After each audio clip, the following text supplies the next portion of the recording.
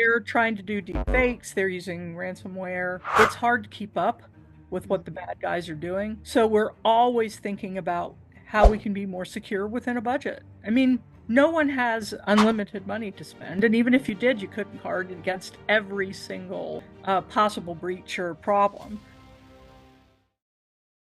We're the International Legal Technology Association. We're incorporated in the United States as a nonprofit. We're a 501c6, they call it under our tax regulations, which means we're a professional association. So, what we primarily produce is educational content, networking opportunities, and volunteer leadership development opportunities.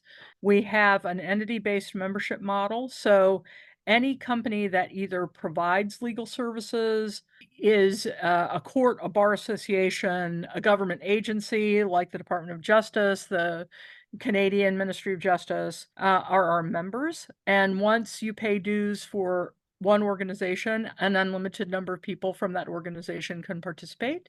It's primarily aimed at legal technologists. We call ourselves the trusted resource community for legal technologists. But the thing is, in legal, everything's technology now. So our members are everything from chief innovation officers to chief information officers to help desk analysts to developers to trainers to data scientists to security professionals. Most of our member entities are law firms, about 85%. We also have corporate legal departments, as I said, court systems, bar associations, law schools. I think our current count is we have members in 26 countries, I think is our current number. We have about 25,000 global participants who either read our digital magazine, participate in our surveys, attend webinars, however they choose to engage with us. The organization was founded in 1980, believe it or not, when most people don't believe there actually was legal technology in 1980, but there was. And it started out as a Wang VS user group for legal, because legal is not always thought of as being at the bleeding edge of technology. But if you think about what it is that lawyers make, they make documents. So what lawyers were very early to was automating word processing because it made a fundamental difference in their workflow. So actually law firms were among the first businesses that really engaged with word processing. And that's how I started my career. I had my first job in legal in 1981, and I was a word processing operator when that's all the tech what there was. Right? That's what there was. So we started out as a user group, helping each other solve problems. We started running an annual conference. We've now done, this is our 45th annual conference coming up next month. We'll have about 3,500 people descending in Nashville, Tennessee for 4 days of education and networking opportunities. And we provide content in all kinds of formats. So webinars, magazines, blogs, surveys, YouTube videos, live conference experiences, hybrid conference experiences, and all over the world. Now, our big events in the US, we also have a big event in London, not nearly as big, our ILTA Europe. We did a one-day event in Milan this year. We did a one-day event in Costa Rica this year. We've done events in Sao Paulo. We were slated to do one in Argentina in 2020, but we know what happened in 2020. Little pandemic thing. We couldn't do our in-person event in Argentina. We do events, of course, in Canada and, North America. We should just group broadly together as US and Canada. So that's a little bit about us. That's so nice. Oh my gosh, this is fantastic. I can't believe I haven't heard about you guys so far. But well, as you said, like everything's technology right now. So I'm sure that you have a huge community because of that. Like people need that. So yeah, what are the current trends that you have been noticing in the markets, especially like the Well, last? everyone's talking about AI, right? It's what everyone wants to talk about right now. But I think the big trend I've seen in the market in that respect is this time last year, the conversation was should we, should we, should we? And this year, the conversation's in how do we? Yeah. Rather than should we? And the guardrails, because we need to talk about guardrails, right? I mean, the case that everyone wants to talk about is the Avianca case, where the lawyers were fined and had to write personal apology letters to judges, for filing a brief with the court that had 7 hallucinated citations. Now, to me, is important about the Avianca case is not that they hallucinated. The technology's new. It's why didn't they have someone check the sites? Isn't that what you're supposed to? I learned to do that in the mid-80s. We used to call it shepherdizing. All they would have had to do is run the brief through shepherds, and it would have been caught. So this is the key thing to me, is figuring out the right balance between technology and human intelligence and intervention. Mhm. And that's the critical piece.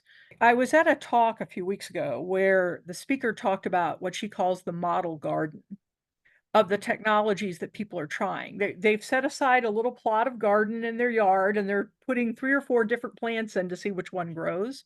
Not everybody has the money to do that. So there are a lot of people that are watching the market, or they're really looking to embrace AI capabilities that are built into products they're already using, like you're using Firefly AI, Mhm, right? mhm. It's built into your Zoom world. Yeah. All the things that are built in with Copilot. It Mhm. turns out a lot of firms are switching back to Microsoft Edge from Chrome. I thought that discussion was over a long time ago, but they want to use Bing ChatGPT. They want to use what Microsoft has built into their browser environment. So it's very much now practical use as well as ways to govern it. So, but what we have seen that I think is really interesting and worth calling out is all the hype about AI Mhm. has created a general enthusiasm for applying technology to problems. So one CIO told me, it's like, I have lawyers come to me and say, "Oh, I have this problem in my immigration practice that I think can be solved with Gen AI." And he looks at the problem and says, "Actually, we've had a product for 5 years that'll solve this problem." I mean, you don't say it that way, but the point is, it doesn't need something new. It doesn't need Gen AI, but they understand now that technology can be brought to bear Mhm. in the practice in a way that makes them more effective, makes the use of their time more effective. Right. I think the challenge all firms are dealing with, though, and it's a little bit different for in-house counsel. I mean, we have to address that differently, but if we're talking about law firms, they have to figure out how to price it. Yeah. Now, if they're not billing by the hour, they have to figure out how to price it. Of course, they first have to look at their realization number and they're like, "Oh, Mhm. I billed 15 hours, we only realized 5." Yeah, so wouldn't it be great if you spent 5 and recovered for 5? Yeah. That would be great, but that's something.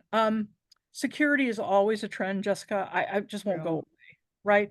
And AI makes it worse, because the bad guys aren't worried about the ethical guidelines. They don't care about them. Yeah. They're trying to do deep fakes, they're using ransomware. It's hard to keep up with Mhm. what the bad guys are doing. So we're always thinking about how we can be more secure within a budget. I mean, no one has unlimited money to spend, and even if you did, you couldn't guard against every single possible breach or problem. So you True. look at what the high priorities are and what the really valuable data is that you want to protect and how you do it.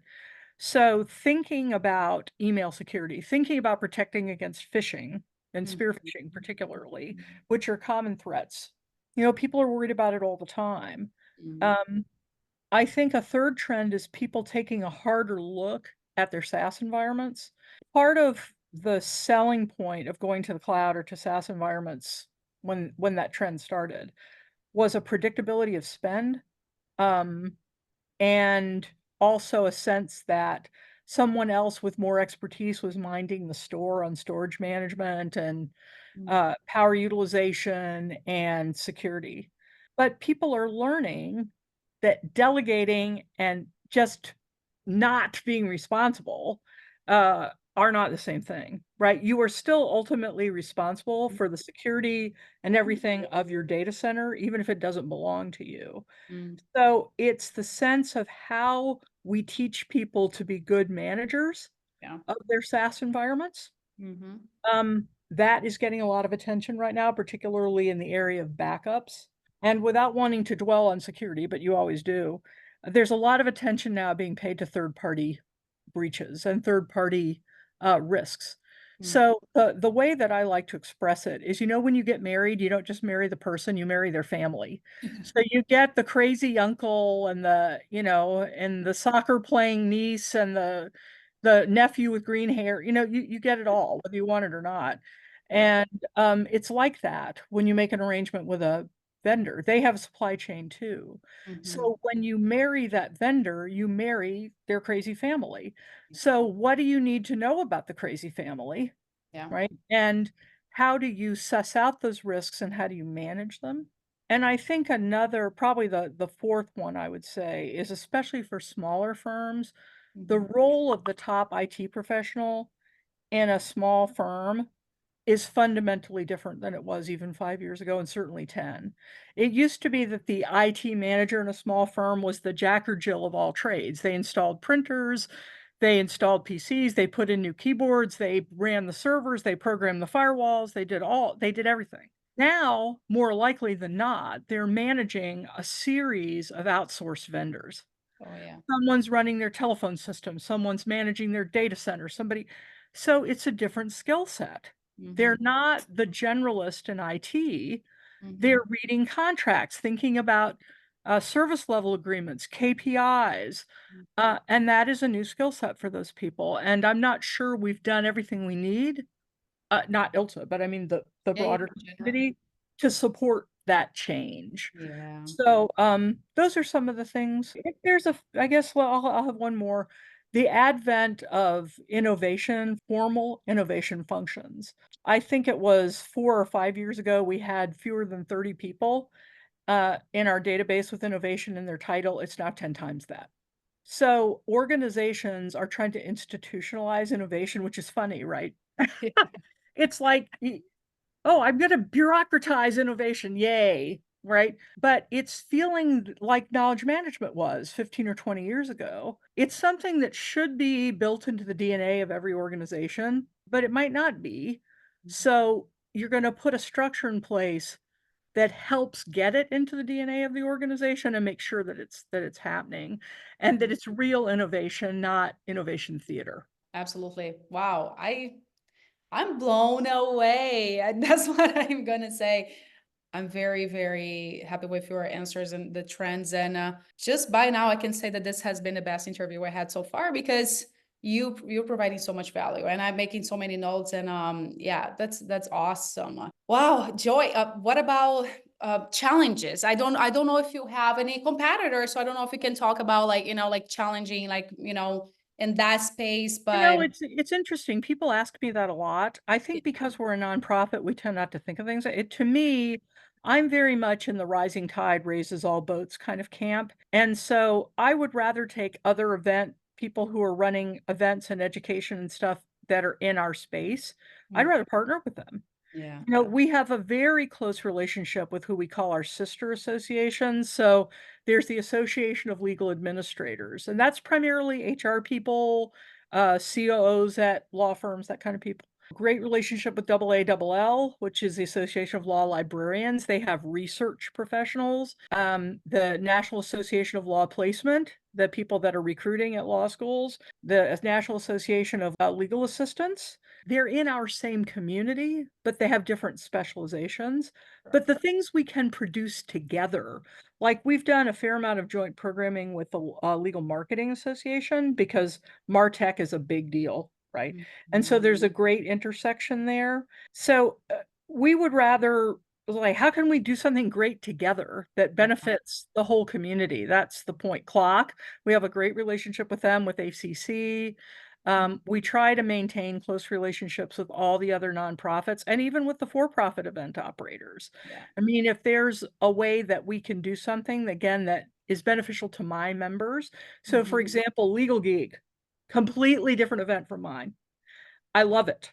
I was one of their moderators and MCs at their last event in the US. They're for profit. I don't care. They help our members. We learn from each other. Yeah. We make the industry better, and it's all good. And so yeah, absolutely. I love that. I love that. It's so good. And I don't know if the actually applies to you too, but I was gonna ask like how how easy it is to attract and retain high quality team members? Like, Oh, for our members, it's terrible. really? Especially in the really hot specialties like data science, because one of the things is when you're talking about someone who's like a legal application specialist, you're basically competing with other law firms and law departments True. for talent. If it's a data scientist, you're competing with Google Yeah, and Microsoft and Oracle, yeah, right? And you're not going to be able to pay what those people can pay. yeah, There's a lot of, and security is another area. yeah. Top security talent, incredibly expensive. Mhm. There's a lot of emphasis on how to grow those people at home, from people you have that are smart and how do you skill them up. The issue for a nonprofit like us is, again, I mean, law firms aren't going to pay what Google pays. We're not going to pay what law firms pay. Yeah, Um, so we have to offer other incentives, flexibility. We have great benefits. We're a mission-based organization. People are just passionate about the mission. That's yeah, me. right, I, right. I live and breathe the mission. I live and breathe it all day. Mhm. And that really matters to a Yeah, lot of people to be involved in something that's a mission. yeah. And I think the other thing a small organization can do that a big organization finds hard to do Mhm. is you can give people more lateral opportunities. I started in a very small company where I literally had like 17 different jobs. I mean, I just did everything. I mean, it wasn't a big company. You saw something that needed to be done, you did it, and then you learned. And I didn't make a lot of money. It was my first job out of college, but I learned so much about how a law practice operates because I did bookkeeping and I managed the mailroom and I managed the reception and I did word processing and I managed the conference facility. I learned about all of those pieces that it takes to run the practice that I could then take to a bigger firm when I was Right. ready for my next career step. Mhm. And we can offer a lot of things like that, an Yeah. opportunity to learn and grow skills. We've had a couple of people that became Salesforce administrators while they were with us. Wow. And then they went on to bigger, higher paying jobs. I'm fine with that, totally. Mhm. But we had the benefit of really smart people for a few years and we're able to help them advance their career. And you know what? When they know somebody who's Yeah, eligible to work for us that and they think is great, they'll tell them to come. yeah. Oh, And yeah. and referrals are the best. Referrals are the best hires. Yes, because they come qualified already, right? Like, Absolutely. yeah, I love that. This is so nice. You don't even have a sales team, for example, because you're not selling anything. Actually, we do, and You what do. my sales team does is we have 3 major sources of revenue, really, but 2 of them are closely related. So the Mhm. first, is our dues. Mhm. So that's our annual dues for membership. That covers about 50% of our operational cost, give or take. Okay. And then we do a lot of in-person events. So, and we have sponsors that sponsor those events. That's why I say 2 of the revenue streams are closely aligned. We get a lot of revenue from registrations for events. That's another 3 or 4 million right there. Mhm. But when you have an event that draws 2,000 buyers, you're going to have a bunch of sponsors that want to be there to meet those buyers. So Mm. my sales team sells primarily sponsorships for Mm. our events and activities. Okay, so then you do have the sales team because you have the sponsors and the partnership. So even like for the membership, Mhm. how do you get more people to become members with you? We can do better at that. We've really had a kind of build it and they will come attitude, because we get a lot of positive word of mouth.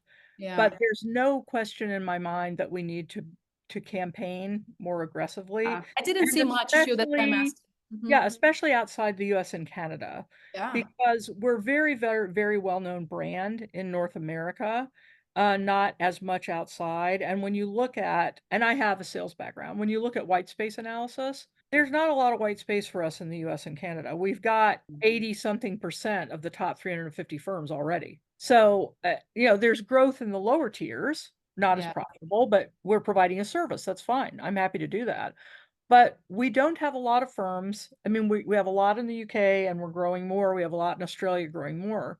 We're starting to grow in Brazil and Argentina and Central America. But that leaves lots. Like, so we have a handful in Germany, we have a handful in Denmark, we have a couple in Japan, we have But there's so much opportunity. The issue for us with international growth traditionally has been we do not provide content in languages other than English. Now we have had some exceptions. When we did our event in Milan, we had a translator.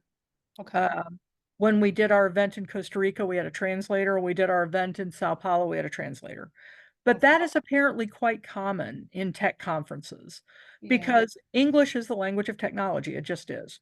But in Northern Europe, it's not an issue. Everybody in the Nordics speaks English. Everyone in Benelux speaks English. Everyone in Germany speaks English. Yeah. Um, France, not so much. Italy, not so much. Greece, Spain, not so much. But we're working through that. So, in fact, I was talking with our head of sales the other day about how to grow his role and whether member acquisition becomes part of it. Alternate revenue streams, ideas like certifications and things, and where those sit organizationally. So, yeah, we have a very effective sales team. Actually, they're great. Yeah, that's And awesome. our So, head of sales is a lawyer. oh, okay, there you go. Yeah. You can connect with that. Yeah, I love that. I love everything about you already. I love the mission. It really resonates with everything that I have too. Like just like now, making a little parenthesis, like in like my personal view. I started my company and I 90% of my contractors are in Brazil. It's because of that, because I wanted to give back to my community. Of There's course. so many talent people in Brazil and they don't have opportunity the same opportunity as we do in here, right? Mhm. So I love that idea. And you know what, just not that, but you're right, like a lot of people don't speak English, but a lot of people are starting to. There's no Especially if they're in the tech field, it's hard to avoid it. yeah, you have to. Exactly. Like they come to me, a lot of people come to me and, I create content in both Portuguese and English too. But I've been noticing like, like the past few months, years and months even, like people are getting into, change their mindset and like explore another language. And I totally see that. And that's all, that's awesome. It's amazing. I really love everything that we're sharing here right now. I And I think can tell you a company we work with in Brazil, that you might want to connect with, and I'm happy to make a connection. It's in Sao Paulo. They're called Goya, okay. and they do lots of legal tech implementations, consulting, outsourcing. Peter and Rita Standerski run that company, and they are just quality, ethical, smart people. Yeah. And, if you're looking for some more tech information or market in that market in particular, they really understand Brazil, Argentina. Okay. Those are the 2 hot markets, Yeah. and increasingly Colombia, actually, Mm, which seems to be safer than it used to be. I still always think of Colombia as not being safe, but, I shouldn't. But if you at any point would like a connection with them, I would be happy to make it. They're really nice people. Again, the name of the company is Goya. Goya. Okay. And Peter, right, is the Yeah. owner of the company. Yeah. Peter I love and that. I'll send you an email later to remind that. But yeah, I think that does answer most of my questions. I was gonna ask like maybe like the last question if you have time. What are your goals for the company in general for the next 6 months or even 12 months? well, we have our big annual conference coming up next month. We need to survive that. No, not Oh, that not comes first. survive it, thrive, right? Um, we're really, on a major initiative right now to rethink our local programming. Mm, I mean, before the pandemic, you could put together a social after work in a major metropolitan area anytime. You could do a breakfast, you could do a lunch and learn. Now people, if they're in the office, it might be 1 day a week, it might be 3 days a week. yeah. Some people never come in the office at all. How do you have in-person meetups? So what do those local experiences look like? How do people make connections when they can't just have lunch with someone down the street or meet for after work for a drink? Um, and we've had a task force looking at that. The second issue we've been looking really hard about is the need of our young professionals. So Mm, basically the people under 40, how do they consume content that's different? I mean, I'll be 65 next week, you know? So how do people consume content that's different from my generation? What do we need to be doing differently yeah. to future-proof this is about future-proofing the organization, to make sure that this organization that started in 1980 will be Yeah. around 45 years ago, will be around 45 years from now and still relevant. So those are like two of big things we're concentrating on right now. Okay. Well, it's awesome that you said that too, because that's exactly like what we do. And I feel like I have a big advantage on that because I have a law degree. I understand the language. I know the compliance and the ethics, like what you can say or what you cannot say. And I Mhm, feel like a lot of marketing companies, they're not even close to that. Like they don't know exactly that. They mhm. know how to market and they want to advertise everything, but they don't know the language. They don't know what they can or cannot do. And I do come across a lot with this, like with law firms that are super traditional and they're doing things in the same way. And then, our team helps them exactly with that, like coming with new age methods that we know that are successful or proven to be successful and help them implement, which is again, like I can give you the blueprint, but are you going to be able to do it? Like it's hard to Sure. do it, especially when it's a new skill that you have to develop. So that's what my company is actually, that's what we do. I would love to talk to you more about this. I don't know actually if it is something that you are interested in. I love the fact that you're trying to grow in South America in other languages, produce content in other languages and new like contents that will connect with these people under 40 years old. I would love to talk to you again. Do you want to Happy have to another do that. 30-minute call next Sure, week? love to. For me, it would help if we did it because our big conference is in 3 weeks. Oh yeah, you're right. This So June and so 5th, like right? towards the end of April of August would be better for me.